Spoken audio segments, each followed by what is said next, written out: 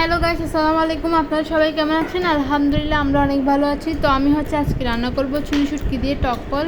তো দেখেন আমি কীভাবে চুই শুটকি দিয়ে টকফল রান্না করি।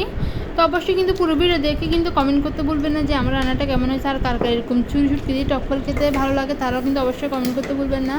আমি রান্নায় চলে আসি। প্রথমে চুলা আমি একটা হাঁড়ি বসে দিচ্ছি। এবার হাঁড়িটা গরম হওয়ার সাথে সাথে পরিমাণ তেল দিয়ে দিচ্ছি। পরিমাণ তেল দেওয়ার পর তারপর দিয়ে দিচ্ছি পরিমাণ মতো পেঁয়াজ বাটা। তারপর দিয়ে দিলাম 1 টেবিল চামচ আদা রসুন বাটা। 1 টেবিল চামচ আদা রসুন বাটা দেওয়ার পর আমি সবগুলো পিসের সাথে ভালো করে নেড়েছি, ভালোভাবে মিশ্রণ করেছি। তো দেখতেছেন আমি কিছুক্ষণ সময়ের জন্য একদম ভালো করে নেড়েছি, ভালোভাবে পেঁয়াজগুলো একটু কষিয়ে নিচ্ছি। তো কষানোর পাশাপাশি তারপর আমি এখানে দিব স্বাদ মতো 1 টেবিল চামচ লবণ। তারপর লবণ দেওয়ার পর তারপর দিয়ে দিব মশলা। তো প্রথমে দিয়ে দিলাম 1 টেবিল চামচ হলুদের গুঁড়ো। তো দেখতেছেন এবার 1 টেবিল চামচ হলুদের গুঁড়ো দেওয়ার পর তারপর দিয়ে দিব দেখি মরিচের গুঁড়ো। তারপর মরিচের গুঁড়ো দিয়ে দিব 2 টেবিল চামচ। দেওয়ার পর তারপর 1 টেবিল চামচ ধনিয়ার গুঁড়ো, 1 টেবিল চামচ জিরার গুঁড়া। তা বলতে গেলে সবগুলো মশলা এখানে দেওয়া শেষ। এবার সবগুলো মশলা দেওয়ার পর আমি আইগুলো ভালো করে পিসের সাথে ভালো করে নেড়েছি, ভালোভাবে মিশ্রণ করে নিচ্ছি। তো দেখতেছেন একদম ভালো করে নেড়েছি, মিশ্রণ করে নিচ্ছি।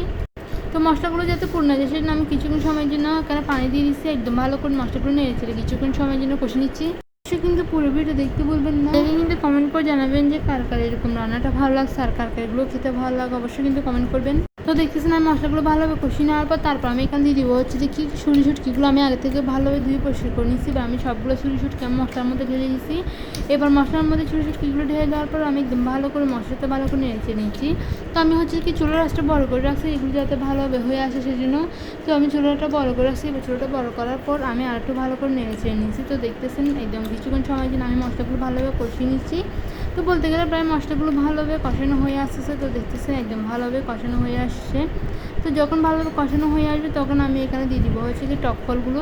এগুলো আমি আগে থেকে ভালোভাবে পরিষ্কার করে কেটে দিয়ে নিছি। তো নেওয়ার পর আমি সবগুলো টকফল এখানে দিয়ে দিচ্ছি। তো দেখতেছেন দেখতে অনেকটা সুন্দর লাগতেছে টকফলগুলো, ডাইরেক্ট কী বলবো ফুলের মতো হয়ে আছে, অনেক সুন্দর লাগতেছে। খেতেও কিন্তু অনেক মজা। এগুলো যারা যারা খাইতে একমাত্র তারাই বলতে পারবে এগুলোর স্বাদ কীরকম।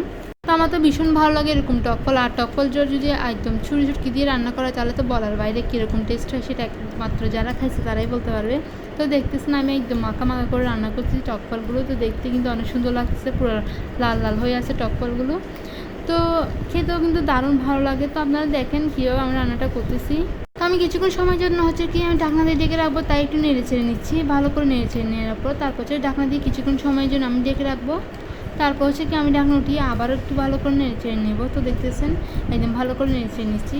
তো কিছুক্ষণ সময় ধরে রান্নাটা চুলার মধ্যে রেখে দিব, তারপর আমার রান্নাটা কমপ্লিট হয়ে আসবে। তাই আমি কিছুক্ষণ সময়ের জন্য চুলার মধ্যে রেখে দিচ্ছি। তো দেখতে দেখতে প্রায় আমার রান্নাটা কমপ্লিট হয়ে আসছে। তো ভাবতেছি এবার চুলার আঁচটা বন্ধ করে দেওয়া যাক, যেহেতু রান্নাটা কমপ্লিট হয়ে আসছে। তো আপনারা কিন্তু অবশ্যই পুরো ভিডিও দেখতে বলবেন না, অবশ্যই কমেন্ট করে জানাবেন যে আমার রান্নাটা কেমন হয়েছে। সবাই যারা আমার পেজটা ফলো করে দিবেন। সবাই ভালো থাকবেন, সুস্থ থাকবেন। আল্লাহ হাফেজ, বাই বাই।